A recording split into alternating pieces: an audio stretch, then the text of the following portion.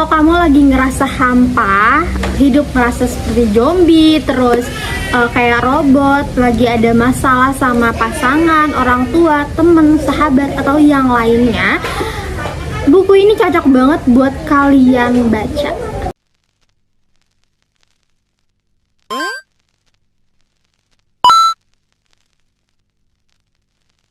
Halo, assalamualaikum warahmatullahi wabarakatuh. Perkenalkan, nama aku Nurul Habsyi. Pada video kali ini aku akan mereview salah satu buku yang populer banget, yang bestseller seluruh dunia.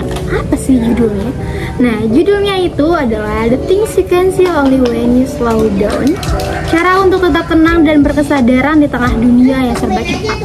Nah, video ini pun untuk memenuhi ujian akhir semester mata kuliah Filsafat Komunikasi dengan dosen pengampu Faisal Tommy Saputra, SIKOM MSI.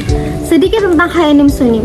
Haenim Sunim itu seorang biksu dari Korea Selatan. Nah, status dia juga udah kayak selebriti. Ketika dia pergi kemana, keluar, terus ketemu orang-orang itu ngajak dia foto gitu. Terus dia juga punya followers yang lebih dari 1 juta di Twitter, di Instagram, di Facebook.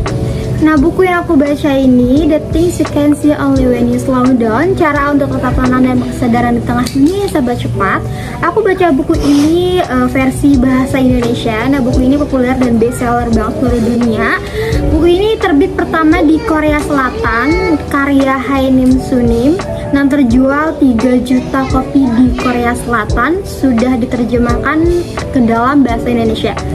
Buku The Things You Can See Only When You Slow Down ini dibagi menjadi 8 bab dan terdapat filosofi-filosofi kehidupan yang setiap babnya itu berisi ajakan kita untuk mempraktekkan hidup berkesadaran di setiap aspek kehidupan, kayak percintaan, pertemanan, diri sendiri kita dalam kehidupan sehari-hari.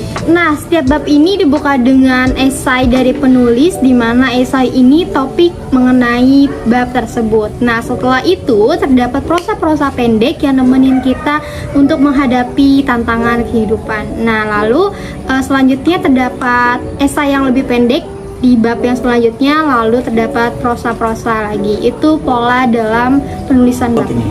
Nah, setelah baca buku ini aku dapat meringkas terdapat 4 poin penting. Nah, semuanya itu tentunya cara-cara kita menghadapi hidup di tengah banyaknya tantangan yang dilalui. Poin yang pertama, bagaimana cara kita mempraktekkan mindfulness. Nah, cara kita mencoba untuk hidup sadar dalam sehari-hari. Penulis di sini menggambarkan dengan dia menceritakan dari seorang temannya. Nah, Haenim Sunim itu sebagai biksuni sedang mengawasi renovasi wihara. Nah, si biksuni ini cerita ketika dia melakukan renovasi, misal dia renovasi genteng nih, karena fokus merenovasi genteng, apapun yang dilakukan itu selalu memperhatikan genteng gitu, entah itu dari warnanya, dari bentuknya, dari ya pokoknya tentang genteng tersebut gitu. Nah, intinya penulis bilang ketika dia fokus mau lakuin apa hal ya, dan hal-hal lain itu jadi angin lalu gitu. Dia nggak melihat hal-hal yang terjadi selain dia memfokuskan genteng tersebut. Walaupun sebenarnya nggak bagus ya, karena bisa jadi apa yang kita lakukan itu mempengaruhi orang lain dan sebaliknya. Nah, fokus itu boleh, tapi jangan kita tutup mata bener-bener nggak ngeliat di sekeliling kita itu ada apa. Sebenarnya kita tahu dulu apa yang mau difokusin gitu. Gimana caranya? Karena sekarang pilihan itu terbuka luas banget. Nah, udah gitu kadang digadang-gadang gitu, semua orang bisa menjadi apapun. Nah, ini sebenarnya masuk ke poin kedua ya. Jadi gimana caranya kita mempraktekkan mindfulness itu untuk kita bisa mengetahui apa yang kita mau. Kalau di sini tuh penulis memang bilangnya ke kita harus mengenali dulu atau berteman dengan emosi kita dulu. Nah, di sini penulis tuh fokusnya ke emosi-emosi negatif ya, karena dia cerita, jadi sejak dia main Twitter, Facebook, banyak orang yang reach out dia. Mereka nanya gimana sih caranya menghadapi emosi negatif. Nah, kalau penulisnya sendiri bilang kalau kita harus mencoba mengetahui apa penyebab emosi negatif itu dulu. Karena kan emosi negatif itu adanya di permukaan ya. Jadi kemudian kita tahu penyebabnya. Bisa jadi akar dari permasalahannya itu bukan penyebab, bisa jadi akar dari permasalahannya itu bukan emosi negatif gitu. Jadi ini tuh cuma akibat. Nah, bisa jadi sebenarnya yang kita hadapi itu bukan emosi negatif yang di permukaan, tapi apa yang ada di akarnya itu sendiri. Jadi ketika kita udah mengenali emosi itu, baik negatif dan positif juga, kita tahu kan apa yang kita mau, apa yang gak mau, terus apa yang kita senang lakukan dan sebaliknya. Dari situ kita tidak mudah terjebak menentukan kira-kira kita mau melakukan apa sih gitu.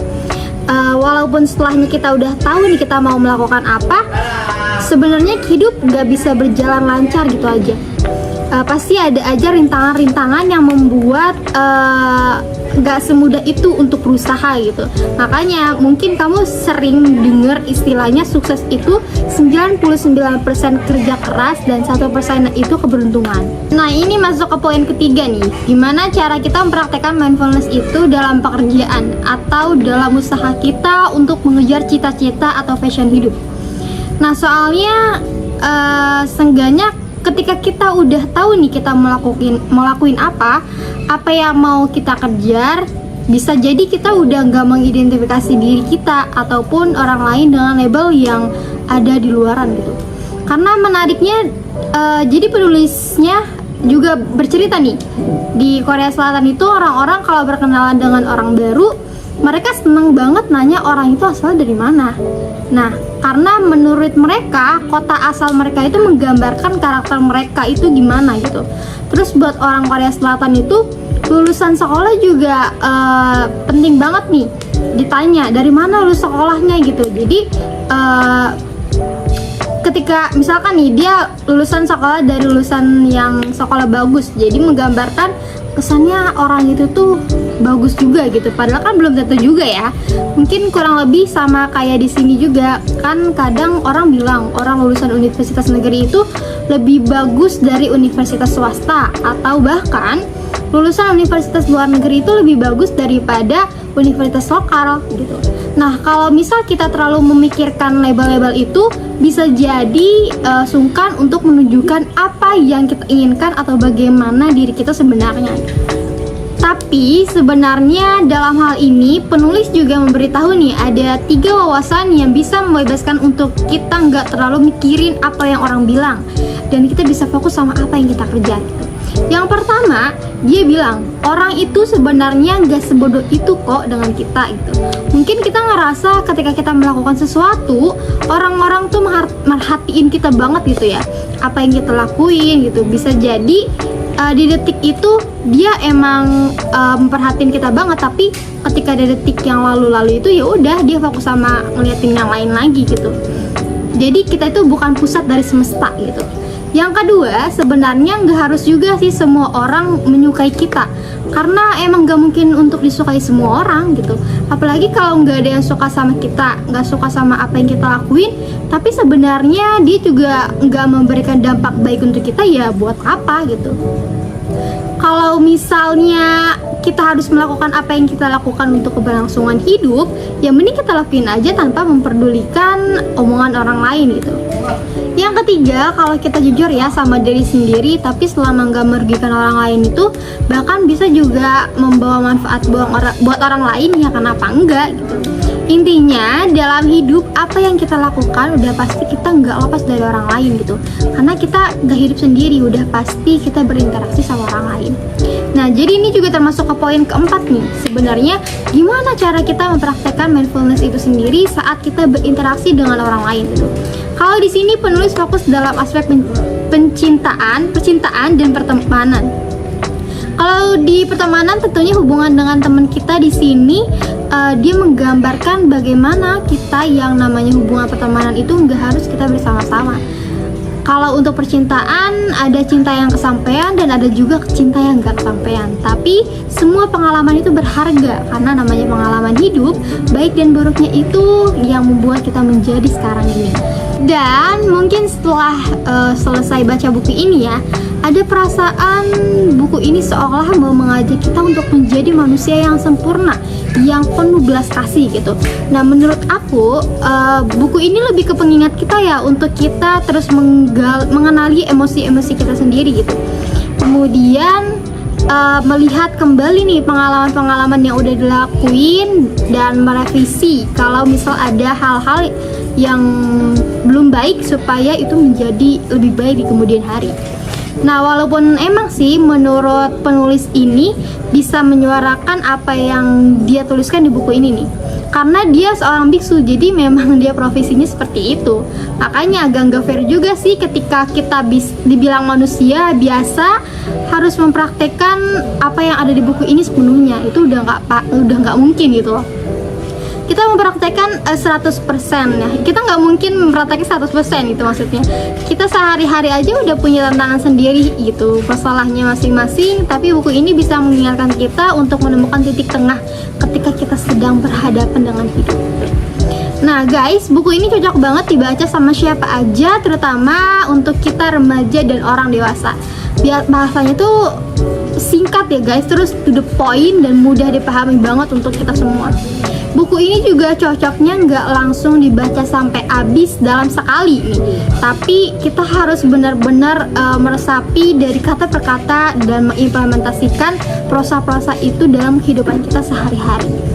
Selain itu aku akan memberikan kritik dari buku yang aku baca ini. Nah buku ini tuh masih terdapat banyak kutipan yang seperti menggurui bagi sebagian orang. Nah karena kutipan tersebut itu memuat saran yang belum tentu dapat diterima oleh semua orang. Lalu isi dari buku The Things You Can See Only When Slow Down ini memuat banyak sisi yang didasarkan oleh spiritualitas dan ajaran agama. Nah oleh karena itu buku ini juga tidak dapat dinikmati oleh semua orang karena adanya perbedaan keyakinan dan kepercayaan. Nah teman-teman, itu dia review buku The Things You Can See Only When Slow Down, cara untuk tetap tenang tanpa kesadaran di tengah dunia serba cepat. Dari aku nih, review dari aku ya. Nah buat kalian, terutama para remaja dan orang dewasa, wajib banget baca buku ini. Apalagi kalau kalian lagi di posisi banyak banget tantangan-tantangan dalam hidup. Guys, perlu diingat baca buku ini nggak bisa dibaca sampai habis dalam sekali. Bener-bener baca kalau lagi sepi, kalau lagi kesepian, kalau lagi gabut, apalagi kalau lagi sedih. Jangan lupa dibaca guys bukunya. Cukup sekian video review dari aku. Terima kasih sudah menonton. Semoga dapat bermanfaat bagi kalian semua. Terima kasih. Wassalamualaikum warahmatullahi wabarakatuh. Dadah.